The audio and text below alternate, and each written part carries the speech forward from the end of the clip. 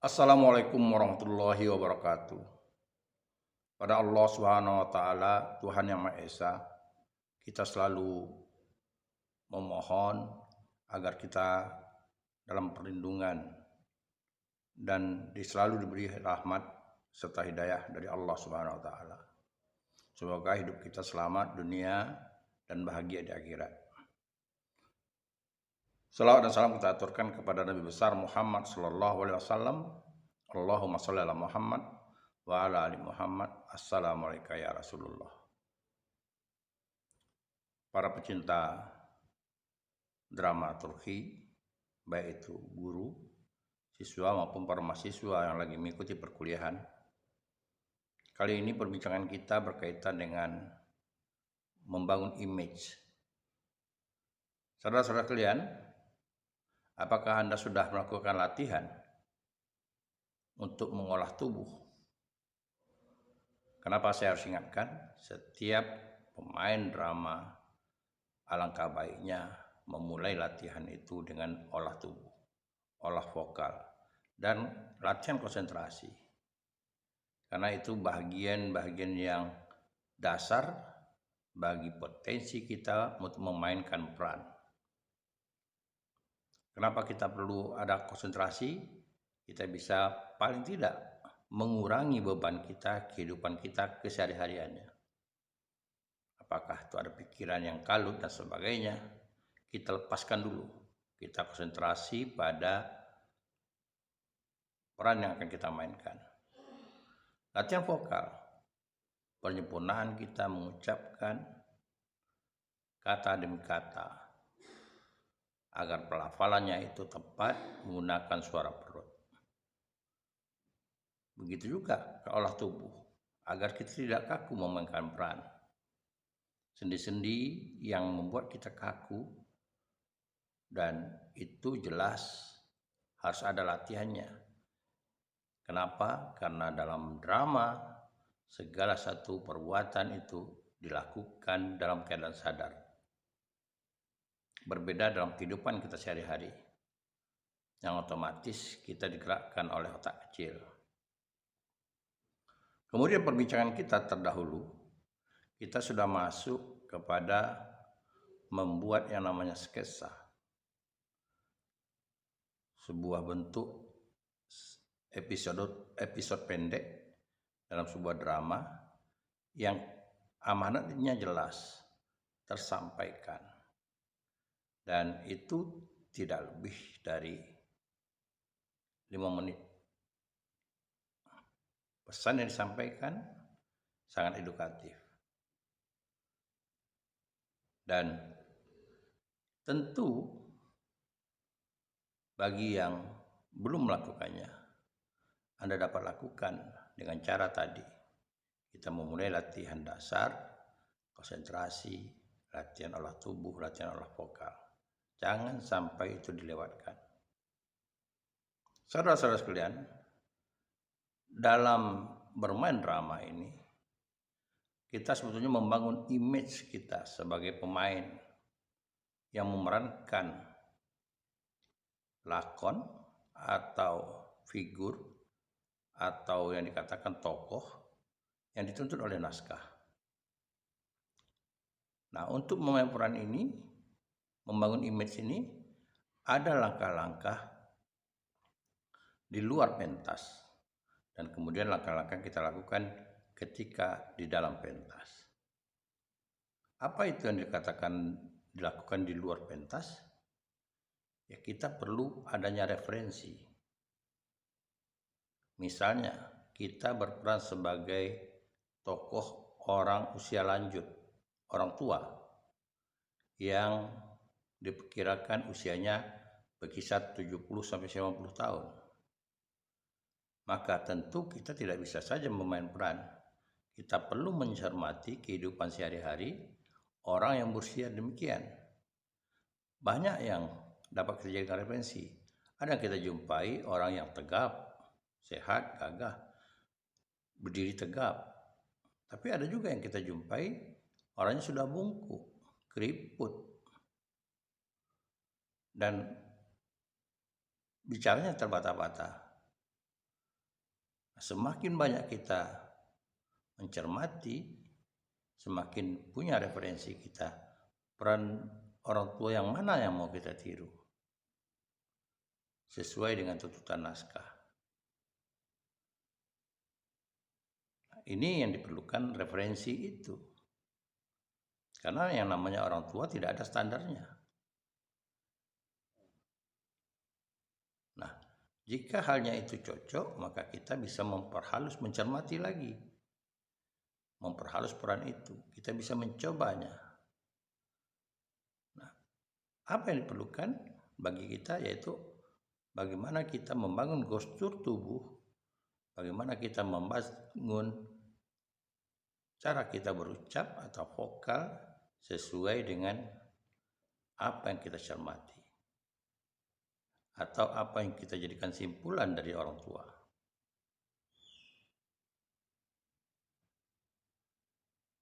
Itu berkaitan dengan tubuh, berkaitan dengan postur, berkaitan dengan cara kita berucap, berbahasa.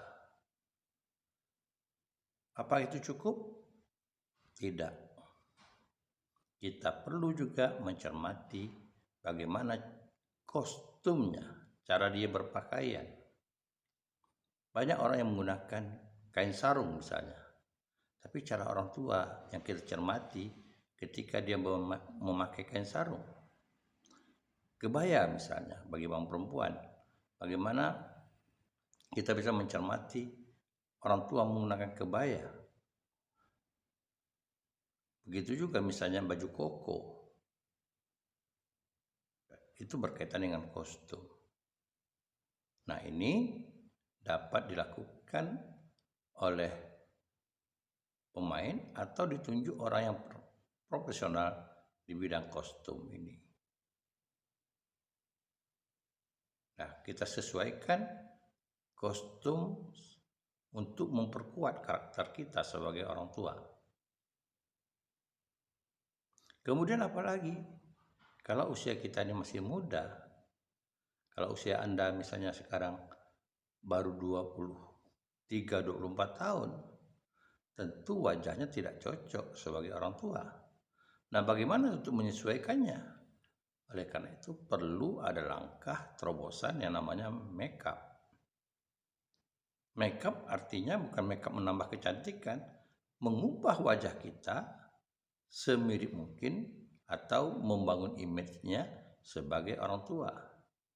Dan model makeup ini ditekuni oleh seorang profesional namanya makeup artist, makeup karakter. Nah, oleh karena itu perlu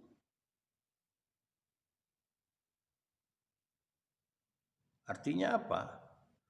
Minimal ada 3 faktor tadi. Olah tubuh dan olah bahasa, kemudian gestur tubuh, termasuk karakter tubuh, yang kemudian kostum. Nah, jika hal itu sudah lengkap, nah, berarti secara dasar kita punya modal untuk membangun image sebagai orang tua. Kita sudah bisa dikatakan siap untuk masuk ke pentas. Tentu dengan kita mengetahui atau menghafal dialog-dialog atau cara berucap orang tua seperti yang kita perlukan, referensi yang kita dapat.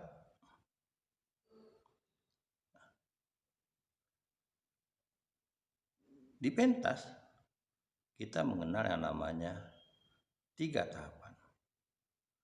Yang pertama, tahapan ketika masuk. Dalam seni dramaturgi dikatakan teknik muncul. Bagaimana kita membangun image sebagai orang tua sehingga penonton yang sehari-harinya mungkin teman kita, mungkin saudara kita, ketika dia menonton, dia tidak melihat kita sebagai orang yang dikenal sehari-harinya, tapi image yang dilihatnya kepada kita sebagai orang tua karena kepiawaian kita bermain akting. Membangun image dalam teknik muncul itu kata Rendra, berhenti sejenak, tatap penonton. Sejenak ya sesaat, tidak ada hitungan menitnya, tapi kita sudah bisa takar bahwa orang melihat karakter yang akan kita mainkan. Nah, lalu tentu itu kita pertahankan sampai sepanjang waktu bermain lakon.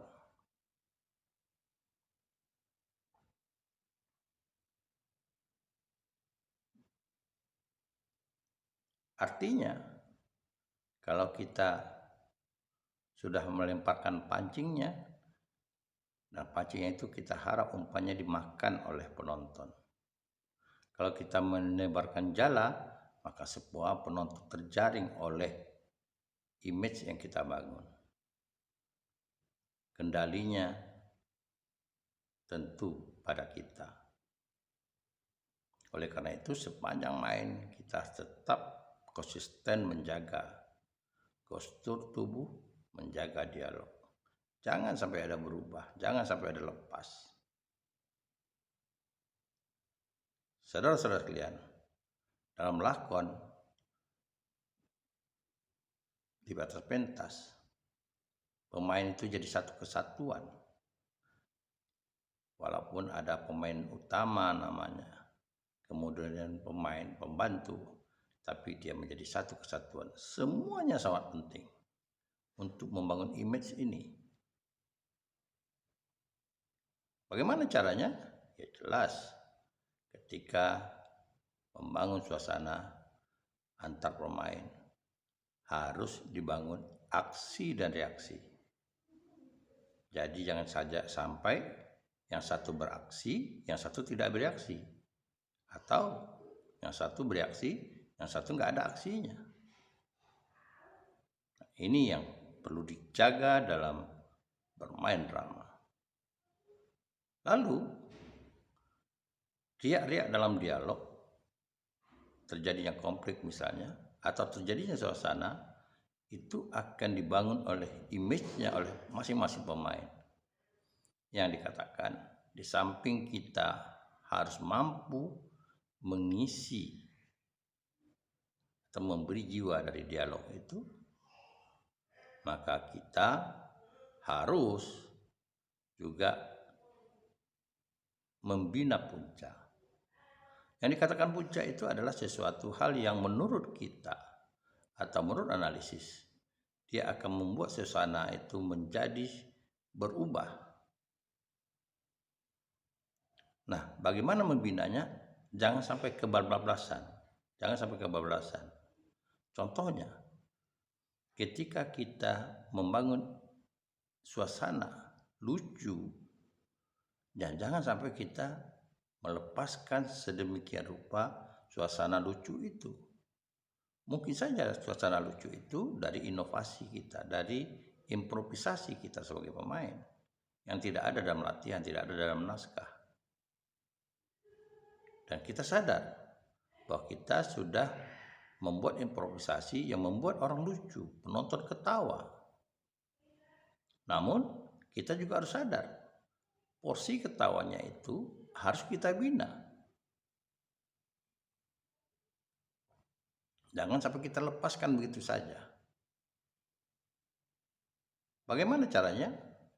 Bisa jadi kita memberikan ruang bagi orang itu ketawa, namun kita sendiri membangun image yang tidak memancing ketawa.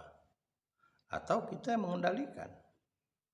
Ini bisa kita lihat misalnya ketika orang memainkan peran sebagai stand up comedy.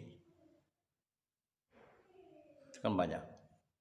Para stand up comedy itu ada kalanya dia membangun image lucu itu, dia ikut serta ketawa karena dia memang tidak bisa mengendalikan diri. Tapi ada juga yang dia tidak terpancing untuk membuat tertawa. Tertawa hanya pada penonton saja. Nah, dalam suasana seperti itulah dia selalu mempelajari bagaimana membangun image lucu itu sesuai dengan porsinya. Ibarat makanan, tidak berlebihan dan tidak kekurangan. dan kita memberi kesan bagaimana supaya makan berhenti sebelum kenyang, supaya selalu diingat oleh orang. Karena makanan itu enak kalau kita bisa mengendalikan seleranya, porsinya. Saudara-saudara sekalian, begitu juga misalnya kalau kita ingin membuat suasana, membangun suasana marah. Apakah marah itu dengan suara yang tempo yang dinamik, dengan tempo atau nada dinamik, atau intonasi dinamik, dengan tempo yang cepat misalnya?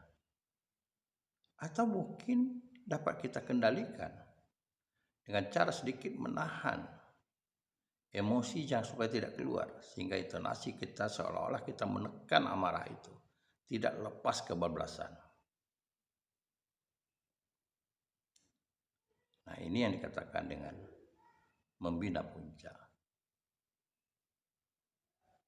Artinya, setiap sesuatu suasana yang kita harapkan ada reaksinya pada penonton atau responnya pada penonton, stimulus yang kita bina itu harus dibina dengan bagus, harus dijaga dengan bagus, memberikan porsinya sehingga tetap kendalinya pada kita. Jangan sampai kita overacting yang membuat lepas komunikasi antara pemain dan penonton. Terakhir, tentulah berkaitan dengan bagaimana kita mengakhiri peran itu. Ketika kita keluar dari pentas, apakah itu untuk sementara waktu sehingga kita masuk lagi pada peran yang lain atau pada episode yang lain atau pada adegan yang lain, atau memang kita berakhir. Nah, jangan sampai kesan yang sudah dibangun dari awal itu menjadi buyar. Artinya orang tetap mengenang bahwa kita ini bukanlah kita yang keseharian, tapi kita sebagai pelakon, anak wayang yang memainkan peran. Saudara-saudara sekalian, memang cukup berat memainkan peran yang sehari-harinya mungkin kita tidak pernah melakukan hal itu. Apalagi yang namanya membangun karakter orang, membangun suasana orang. Oleh karena itu, dalam proses drama ini kita perlu berkali-kali memainkan peran yang sama agar kita bisa memperhalus karakter kita sebagai pemain. Anda lakukan latihan untuk persiapan pementasan. Latihan tadi harus secara profesional, secara kontinu. Jangan sampai cepat puas. Dan tentu ketika kita melakoni peran seseorang atau tokoh atau manusia, kita perlu memperoleh referensi dari hasil observasi kita. Kita sendiri yang mengamati supaya lebih mudah kita menghayati, bukan dari instruksi sutradara. Mungkin sutradara bisa sebagai teman untuk kita berdiskusi atau menilai peran yang akan kita mainkan. Kemudian ketika kita masuk pentas, berarti kita sudah menebarkan tali jalannya pada kita. Nah, seharusnya semua penonton itu sudah terjala oleh kita sampai akhir. Nah, bagaimana caranya? Setiap peran, setiap ucapan, setiap lakon yang kita lakukan itu harus secara sadar bagaimana kita membangun respon dari penonton. Sehingga komunikasi pemain dengan penonton itu terbangun dengan segera. Mari mencoba, jangan lupa like, share, dan follow kalau yang belum channel ini, channel TAS, karena ini channel memang diperuntukkan untuk tunjuk ajar bidang sastra Safrial TV. Assalamualaikum warahmatullahi wabarakatuh.